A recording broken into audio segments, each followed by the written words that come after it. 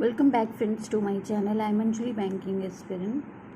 So this is first video after my result.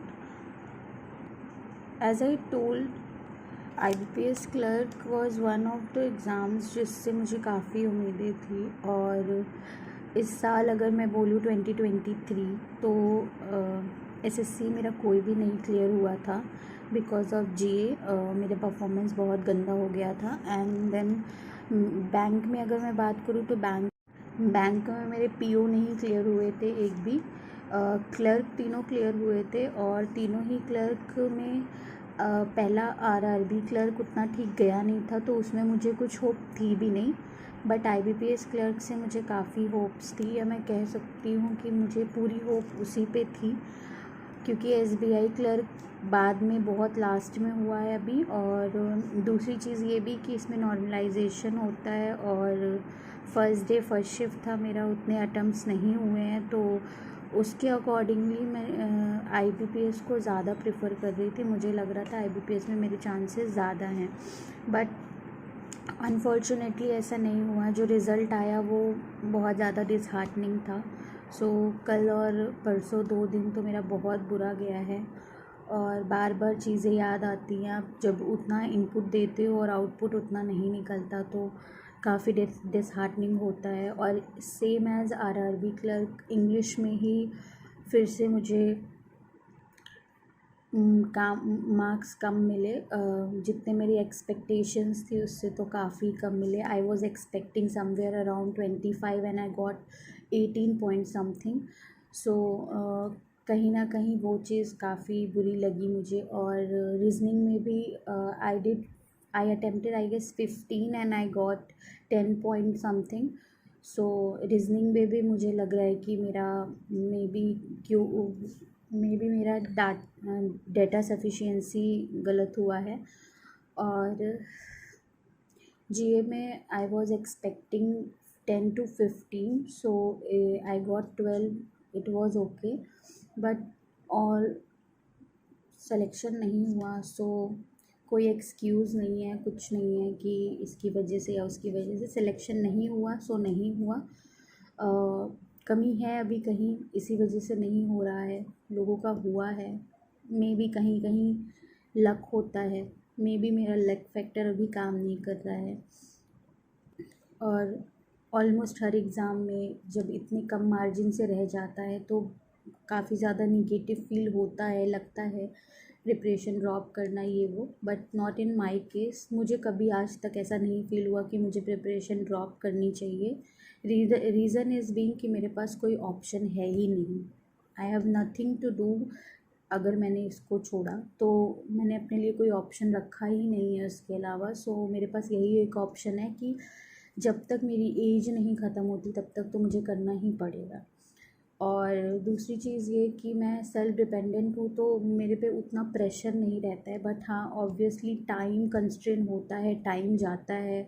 दूसरी चीज़ फिर family responsibilities, वो सारी चीज़ें, बट उसको हर्डल की तरह नहीं लेना चाहिए और मैं लेती भी नहीं हूँ।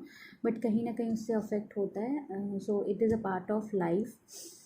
अभी फ़िलहाल ये वीडियो जस्ट मेरा मन कर रहा था कि मुझे बनानी है, सो मैं बना रही हूँ। और इस वीडियो में मैं सिर्फ अपने व्यूज़ शेयर करूँगी और जो अभी जैसा मुझे फ़ील हो रहा है वो मैं शेयर करूँगी।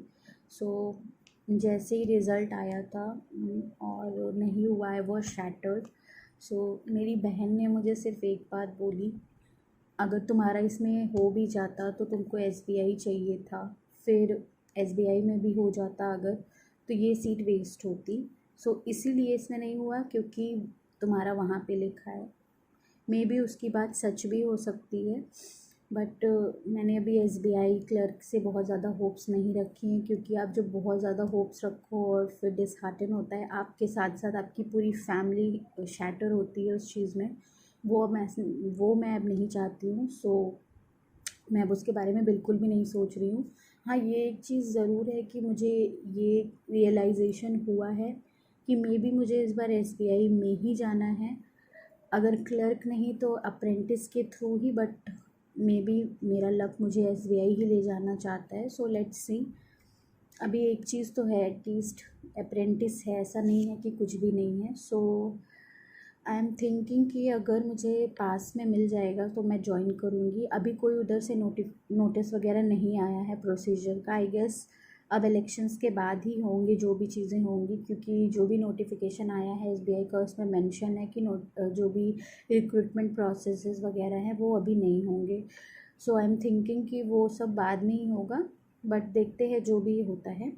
अभी जो अभी का माइंडसेट है वो कुछ इस तरीके से है कि अभी जितना भी था, रोना धोना था, सारी चीज़ें हो गई।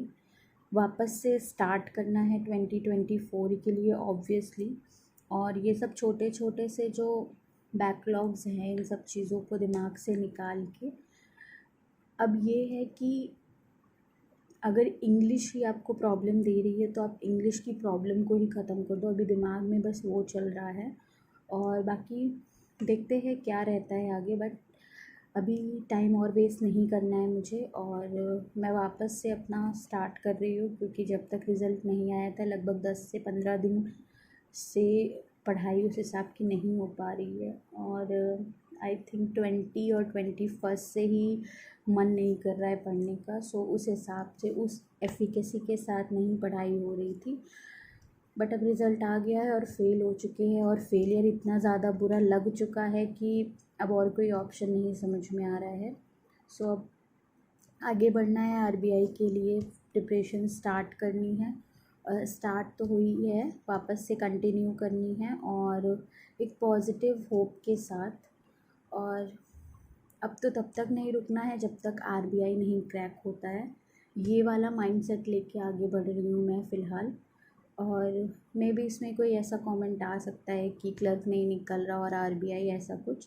सो जब आप कुछ बड़ा सोचोगे तभी आप बड़ा क्रैक करने का एबिलिटी रखोगे। और आई नो अगर मैं चाहूँगी तो मैं उस चीज़ को पालूँगी। मे बी थोड़ा मुझे टाइम लग सकता है और लग भी रहा है, बट जो भी चीज़ें हैं कई बार आपके लक में चीज़ें थोड़ा लेट होती हैं और कई बार होती भी नहीं हैं। बट मैं अपने एफ़र्ट्स लगाऊँगी। लास्ट में मुझे ये नहीं चाहिए मेरी लाइफ में कि मुझे किसी चीज़ को लेके रिग्रेट हो। सो वो रिग्रेट वाला पोर्शन मुझे नहीं चाहिए। और दूसरी चीज़ कि अगर आपके पास आपकी एजुकेशन है, अगर आपके पास नॉलेज है, तो आप कभी भी पैसों के लिए तो आपको किल्लत नहीं होगी। आप कुछ भी कर सकते हो, आप कहीं पे पढ़ा भी लोगे, आप कोई कोचिंग में भी ओपन कर लेते हो, कुछ भी कर लेते हो XYZ। तो आप अपना एटलीस्ट इतना ब्रेड एंड बटर तो आप सॉरी ब्रेड एंड बटर तो आप अर्न कर ही लोगे। सो उस चीज़ का इशू नहीं है। बस ये है कि हर किसी का अपना लाइफ में एक गोल होता है, एक डिज़ायर होता है कि उसको कहाँ जाना है। सो मेरा गोल, मेरा डिज़ायर है कि मुझे एक गवर्नमेंट जॉब चाहिए, एक सिक्योर जॉब चाहिए।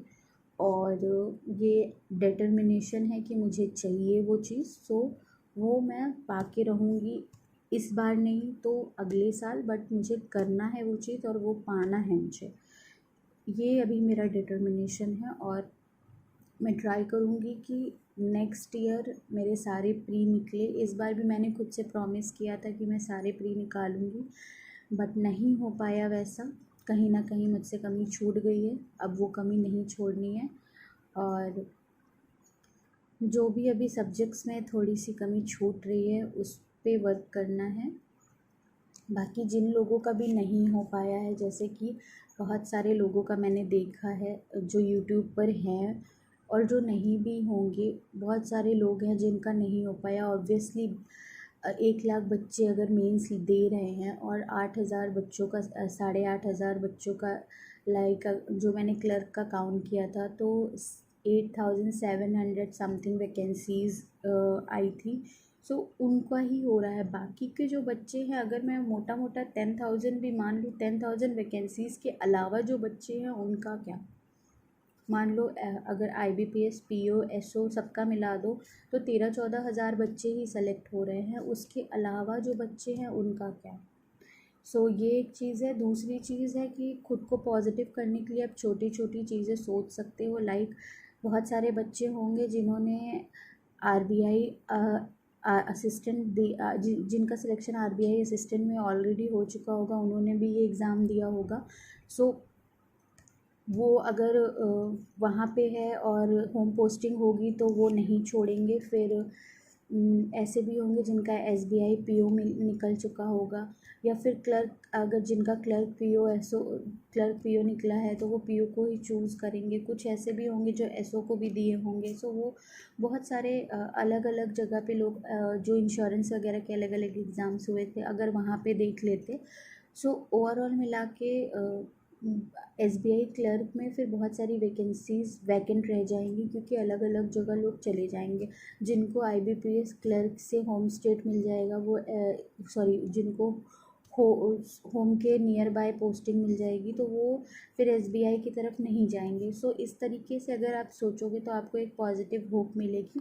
और जिनको एसबीआई क्लर्क से होप्स नहीं भी हैं सपोज़, सो डिसअपॉइंट नहीं होना है। जो भी होगा वो अब आपके हाथ में नहीं है। आपने अपनी मेहनत कर ली, हर कोई मेहनत करता है।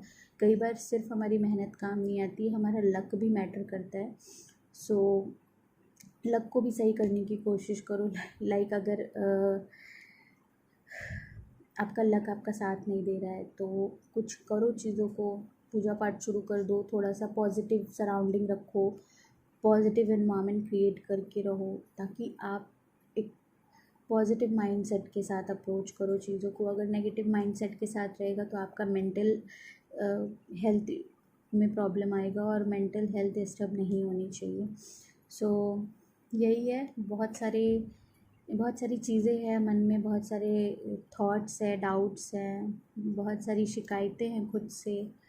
और किसी को तो ब्लेम नहीं कर सकते, क्योंकि जर्नी हमारी है, प्रिपरेशन हमारी है, मेहनत हमारी है, तो कमियां भी हमारी ही होंगी।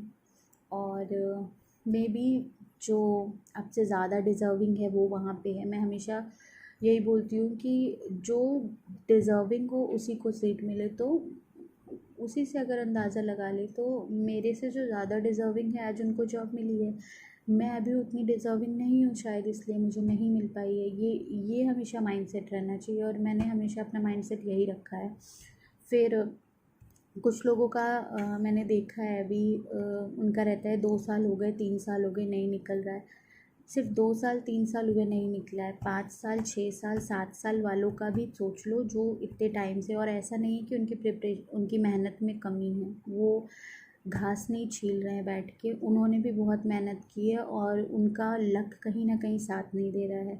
इस बार अगर एसबीआई पीओ को देखोगे तो बहुत सारे ऐसे बच्चे हैं जिनका 6th अटेम्प्ट है, 5th अटेम्प्ट है, 7th अटेम्प्ट है, और लिटरली अगर उनका इतने अच्छे मार्क्स से और इतनी अच्छी रैंक आ रही है एसबीआई में, सो ऐसा नहीं होगा कि उन्होंने विद इन ऐसे स्पैन ऑफ टाइम में कर लिया होगा। वो उनकी शुरू से मेहनत ही रही होगी, जो आज उनको एसबीआई पीओ, अभी तक कोई एग्ज़ाम नहीं निकला और एसबीआई पीओ जैसे एग्ज़ाम में वो सिलेक्शन ले रहे हैं। सो और बहुत सारे लोग फर्स्ट अटेम्प्ट में ही सारे एग्ज़ाम क्लियर किए हैं। सो वो बहुत ज़्यादा अब फॉर्चुनेट हैं।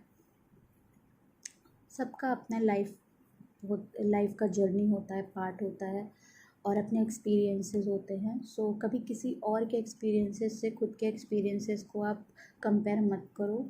आपकी मेहनत, आपका हार्डवर्क, आपकी प्रिपरेशन स्ट्रैटेजी, सारी चीज़ें वो आपकी खुद की है। आप दूसरों से खुद को कंपेयर करोगे तो आप सिर्फ डिमोटिवेट होगे।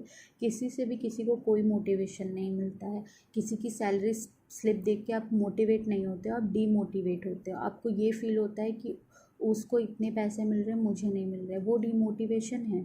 आपको वो बस आपको ऐसा लगता है कि वो मोटिवेशन है, आपको मोटिवेट कर रहा है, बट वो आपको मोटिवेट नहीं कर रहा है। आपका मोटिवेशन आता है आपके इंटरनल सोर्सेस से। आपका मोटिवेशन आता है जब आप अपने पेरेंट्स को स्ट्रगल करते हुए देखते हो। आपका मोटिवेशन तब आता है जब आप खुद को स्ट्रगल करते हुए देखते हो। तो वो मोटिवेशन होता है जो आपका इमॉर्टल रहता है। सो आप इमॉर्टल मोटिवेशंस को फाइंड आउट करो, जो ऐसे छोटे स्पैन ऑफ टाइम के लिए होते हैं, उन सब चीज़ों से अफेक्ट नहीं हो। और दूसरी चीज़ें जो बहुत सारे फालतू के सोर्सेज हैं इधर उधर से, उन सब चीज़ों पे भी डाइवर्ट नहीं हो। जस्ट एक फोकस्ड डायरेक्शन में आप आगे बढ़ो। और अभी फ़िलहाल का जो भी सिचुएशन है उसमें तो मैं सिर्फ यही कहना चाहूँगी कि सिर्फ अपना कर्म करो, फल पे मत रहो डिपेंडेंट, क्योंकि हम अपना कर्म करने के बाद फल के एक्सपेक्टेशंस में बाकी आगे की चीज़ों पे उतना ध्यान नहीं दे पाते हैं, कहीं ना कहीं वो हमारी गलती होती है। So this is it. और लेट्स सी अभी SBI का क्या रिज़ल्ट रहता है, जो भी आएगा। बट अभी आज से प्रिपरेशन वापस से शुरू कर रही हूँ मैं, और अब तभी रुकूँगी जब सिलेक्शन हाथ में होगा। बाकी देखते हैं, अपनी तरफ से मेहनत पूरी करनी है, तब तक करनी है जब तक एज नहीं ख़त्म हो जाती। बाकी जो भी होगा फेथ में वही मिलेगा, किस्मत से ज़्यादा किसी को नहीं मिलता। सो देखते हैं। So this is it for today. Thanks for watching my video. If you like my video, then please do like my video, share my video and subscribe to my channel.